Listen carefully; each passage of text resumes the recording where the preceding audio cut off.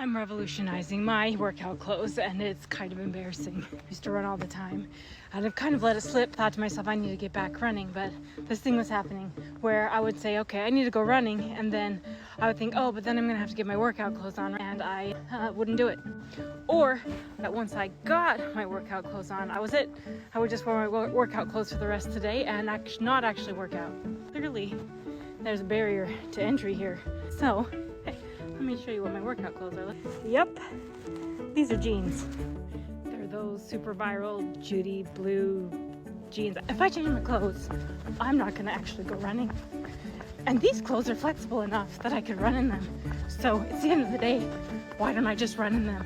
Just put on running shoes and I literally just run in whatever I'm wearing. And you can judge me for wearing jeans while I'm jogging, but I'm jogging. So yeah. Also, I don't go to the gym, I just run the block closest to me.